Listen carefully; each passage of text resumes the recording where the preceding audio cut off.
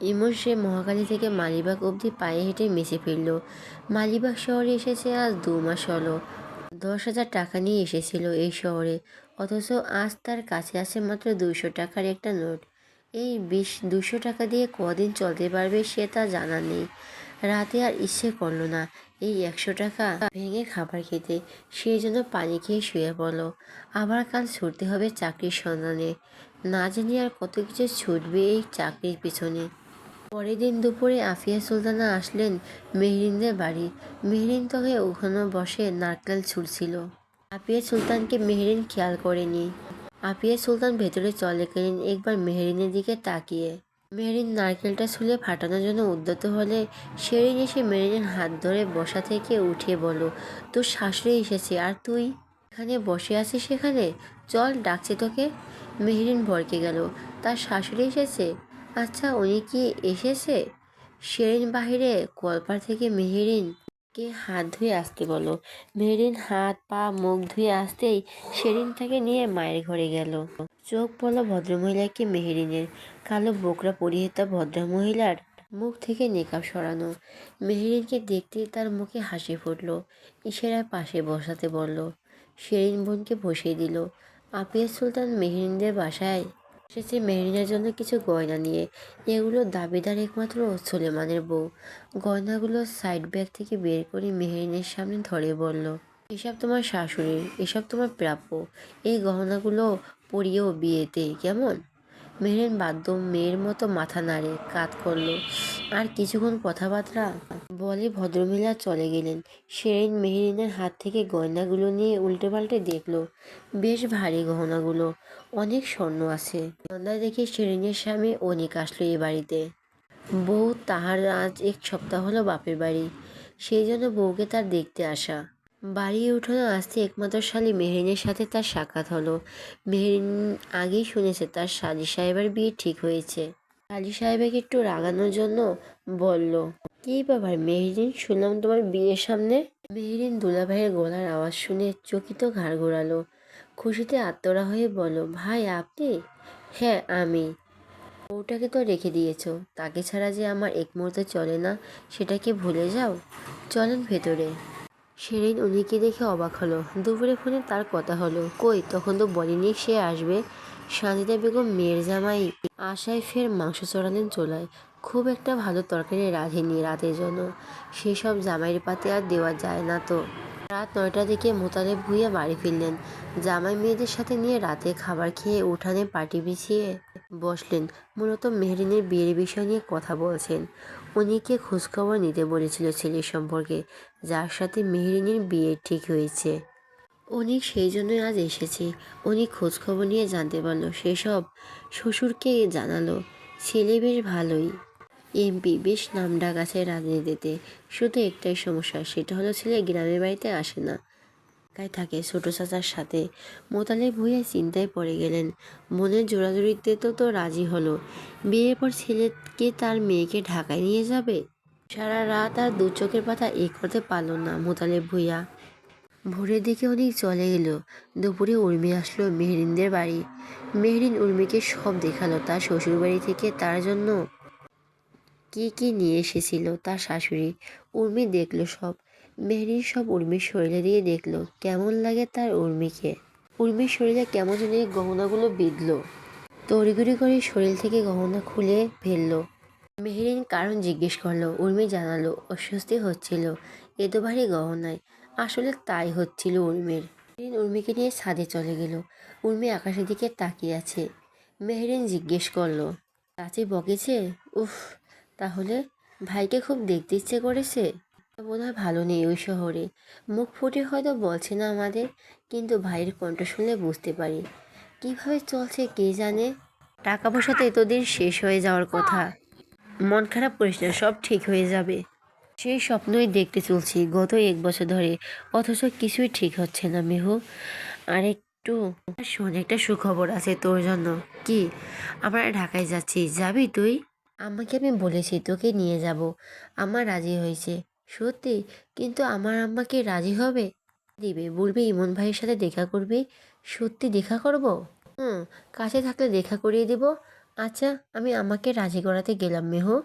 রাস্তাঘাটে আজকাল অনেক প্রেমিক প্রেমিকা দেখা যায়। শহর এলাকায় রাস্তাঘাট বোধহয় এসব প্রেমিক প্রেমিকার জন্যই বানানো হয়েছে। গাড়ি জানালা দিয়ে একবার বাইরে তাকি, সেটাই দেখলো সুলেমান। এক ছেলে একটা মেয়েকে রাস্তার মাঝে হাঁটু গেড়ে বসে প্রপোজ করছে। চারোদিকে গাড়িগুলো থেমে গেছে। আমাদের কপালে রাগ স্পষ্ট হলো। ট্রাফিক পুলিশ কই? ওই ছেলে মেয়ে দুটোকে ইচ্ছে করলে চাপিয়ে দাঁত ফেলিয়ে এই জ্যাম থাকা গাড়িগুলো দেখাতে। ইয়াসিনকে উদ্দেশ্য করে বলল। এর মাঝে রোমিও জুলিয়েটের প্রেম ভালোবাসা দেখার জন্য ইয়াসিন ইয়াসিন ভড়কে গেল। ভীরু চোখে বলল, না না ভাই, গাড়িতে বসে আছিস কেন এখনো? ইয়াসিন সাথে সাথে গাড়ি থেকে বের হয়ে বলল, এখন তুই কি করুম ভাই? এক্ষুনি চড়িয়ে দুটোকে রাস্তার সামনে থেকে সরানোর ব্যবস্থা করবি। আমি গাড়ি থেকে বের হলে এদের প্রেম ভালোবাসা কিছু ছুটাই দিব, সাথে তোরও দেখে নিব। কারণ এ তো মানুষ মরল, এরকম দু চারটে রোমিও জুলিয়েট ছাপড়িরা মারতে পারল না। ইয়াসিন সুলেমানের আদেশ মোতাবেক ছেলে মেয়ে দুটোর সামনে গিয়ে নিজেকে শক্ত করে ধমক দিয়ে বলল, এই ছেলে মেয়ে প্রপোজ করার আর জায়গা পাওনি?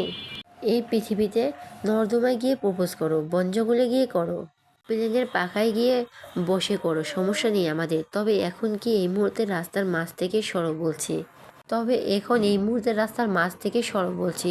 পেছনে তাকিয়ে দেখছে কত বড় মুহূর্তে রাস্তার মাঝ থেকে সরো বলছি। পেছনে তাকিয়ে দেখছো কত বড় লাইন লেগে গেছে গাড়ির। এই মহামারীর ভেতরেও তোমাদের প্রেম প্রীতি এভাবে উপচে পড়ছে কেন রাস্তাঘাটে? করোনা তোমাদের চোখে দেখে না নাকি? ছেলেটা উল্টো ইয়াসিনকে অপেক্ষা করিয়ে বলল, জাস্ট 5 মিনিট ব্রো। ও ফুলটা নিয়ে এলেই আমি সরে যাব রাস্তা থেকে। ইয়াসিনের এগোতে বাঁধল। ইয়াসিনকে অপেক্ষা করতে বলছে ছেলে। চিনি এই ছেলে ইয়াসিনকে? হ্যাঁ, সাহস কত বড়! সাহসা ছেলেটার হাত থেকে ফুলটা কেড়ে নিয়ে মেয়েটার হাতে ধরিয়ে দিয়ে বলো, নকশা করার জন্য রাস্তার সাইডে গিয়ে করো যত সব। ছেলেটা তেড়ে উঠল। কত বড় সাহস! এই লোকটা তার গার্লফ্রেন্ডকে ফুল দিল। এই মেয়ে, আপনি আমার গার্লফ্রেন্ডকে ফুল দিলেন কেন? আপনার হাত দিয়ে? হ্যাঁ, তাহলে কি আমার ঠোঁটখানা দিয়ে তোর গার্লফ্রেন্ডের গালে চুমু দিয়ে দিব? যদি চাস তাহলে বল, আমি রাজি আছি। কুলোজাপ দিয়ে দাঁত মেজে এসেছি, দিব চুমু? ছেলেটা তেড়ে আসতে চাইলেই মেয়েটা ছেলেটার হাত টেনে নিয়ে যায়। ছেলেটা ইয়াসিনকে বকতে বকতে চলে গেল। তপ্ত শ্বাস পেল ইয়াসিন। কি দিনকাল এসে পড়লো! বেলিহাত ছেলেপিলেগুলো রাস্তাঘাটে মানুষের ভোগান্তি সৃষ্টি করে বিন্দাসে রঙ্গলীলা করে চলছে, অথচ ইয়াসিনের জীবনে প্রেম প্রীতির দেখা নাই। শালার মন্দার কপাল, বিড়বিড় করে বলল। তারপর মনে পড়ল সুলেমানের কথা। ভাই বলেছে প্রেম প্রীতির চক্করে না পড়তে। নিজেকে ছাড়া দিয়ে মাথার চুলগুলো পেছনে ঠেলে দিয়ে ওই ছেলে মেয়ের উদ্দেশ্যে বলল, শিক্ষার অভাব আছে এদের, বেয়াদব ছেলেপেলে প্রেম প্রীত করেছে। জীবন সে যেন দেওয়ালে ঝুলন্ত ঘড়ি কাটার মতো নিরন্তর প্রভাবিত হয়। কখনো সে থমকে দাঁড়ায়, কখনো আবার এই অদৃশ্য তাড়নায় দ্রুত বয়ে চলে। সময়ের এই অমোঘ গতি কখনোই অতৃপ্ত, কখনো বা পরিপূর্ণ। মাঝে মাঝে এমন অনুভূতি হয় যেন সব কিছু হাতের মুঠোয়, আবার কখনো মনে হয় এক মুহূর্ত আমাদের নিয়ন্ত্রণে নেই। এই ধ্রুবক পরিবর্তন যেন এক দৃশ্যমান অস্মিতার অংশ। জীবনের কয়ভয় কখনো শান্ত, কখনো অসংযত, কিন্তু এই অস্বস্তিতা ও শান্তিতে এক অদ্ভুত রকমের সম্পর্ক নিহিত থাকে। ঘড়ি কাটার মতো জীবন, কখনো স্থির কখনো উতাল, তবে সেই এক আড়ালে যা অবচেতনভাবে হয়ে চলেছে তা হলো সময়ের প্রতি আমাদের নিরন্তর সেবা। একটি সেকেন্ড, একটি সিদ্ধান্ত, একই হয়তো জীবন বলে, যা কখনো সঠিক পথে চলে, আবার কখনো অন্ধকারে হারিয়ে যায়। বইয়ের স্তূপে মুখ গুজে আপন মনে কিছু ভেবে চলছে মেহেরিন। কাল তারা ঢাকায় যাবে, শুনেছে লোকটা তো ঢাকায় থাকে। বোনের থেকে নাম ঠিকানা জেনে দেখা করার চেষ্টা করবে। খুব তো সেদিন উর্মিকে বলল, বয়স কোনো ম্যাটার করে না, এখন যদি সত্যি সে দেখতো বুড়া হয় তখন। আজ আপার কাছে জিজ্ঞেস করবে ওই লোকের ব্যাপারে। দুপুর পেরিয়ে বিকেল হলো। সুলেমান সেলাই মেশিনে চেয়ার পেতে ছেড়ে উঠে দাঁড়ালো ইতি বেগম। সেই সকাল 12টার দিকে বসেছিল মেশিনে জামা কাপড় বানাতে। কলসি থেকে পানি ভরে হাঁক ছেড়ে উর্মিকে ডেকে জিজ্ঞেস করলো, রান্না বসিয়েছে কি না। উর্মি রান্নাঘর থেকে জানালো, ভাত বসিয়েছে চুলায়। ইতি বেগম রুম থেকে বেরিয়ে রান্নাঘরে গেল। উর্মির তরকারি কাটছে আর চুলায় ভাত।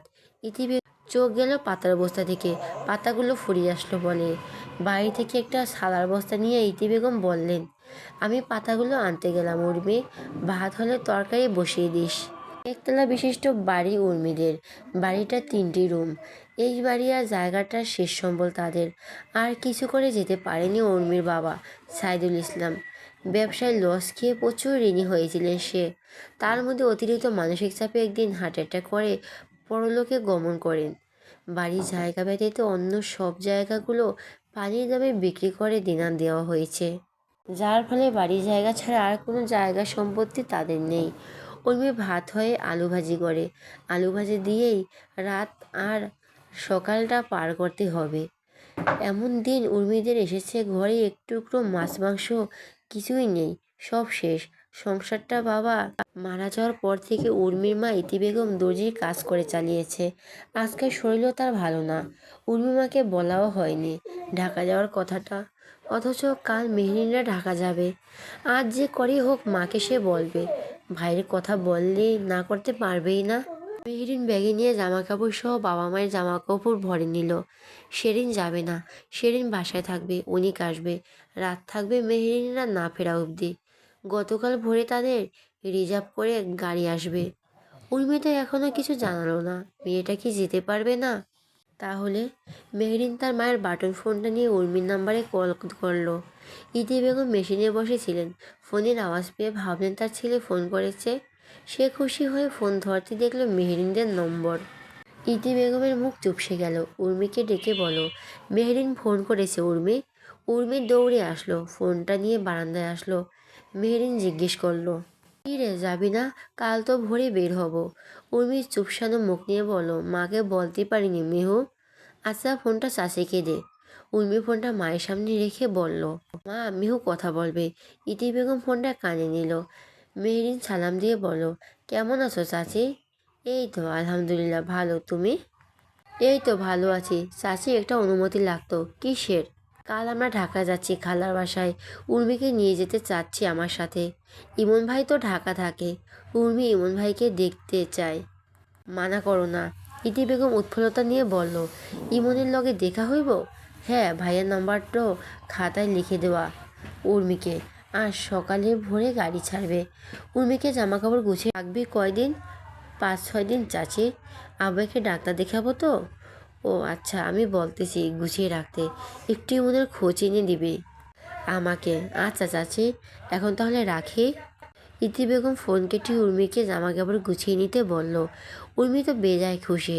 জামা কাপড় গুছিয়ে নেয় ছোট্ট ব্যাগে। এই প্রথম তার ঢাকায় যাওয়া। বোকরা মুখে নেকাব পরা, হাতে তার ব্যাগ। ইতি বেগম মেহরিনদের বাসা অবধি দিয়ে আসলো। মেহরিনের মায়ের হাত ধরে বলল, মেয়েটাকে সাথে সাথে রাখতে। মেহরিনের মা সাজিদা বেগম আশ্বস্ত করে বলল, চিন্তা করো না ইতি, সাথে সাথেই রাখবো। মেহরিন পরনে কালো বোকরা, মুখে নেকাব। গ্রামে মেয়েদের কোথাও যাওয়ার জন্য বোকরা এটাই একটা পোশাক। মেহরিন উর্মির হাত ধরলো, চাচির দিকে তাকিয়ে বলো, এই যে তোমার মেয়ের হাত ধরছে, সোজা বাসায় গিয়ে ছাড়বো। মোতালি ভূঁইয়া বড় মেয়েকে সাবধানে থাকতে বলে বড় মেয়ে নিয়ে বেরিয়ে পড়লেন। বাড়ির সামনে প্রাইভেট কার এসে দাঁড়িয়েছিল। সেই গাড়ি উঠে ঢাকার উদ্দেশ্যে রওনা হয়। ঢাকায় এসে কাঙ্ক্ষিত বাড়িটা এসে পৌঁছালো। দুপুর গড়িয়ে যায়। মেহরিনের খালা তানজিলা বেগম মতিঝিলে তাদের বাসা। সাততলা বিল্ডিংয়ের মালিক সে। 27 বছর আগে ভালোবেসে বিয়ে করেন আলমগীর হোসেনকে। পরিবারের বিরুদ্ধে গিয়ে বিয়ে করেন পালিয়ে।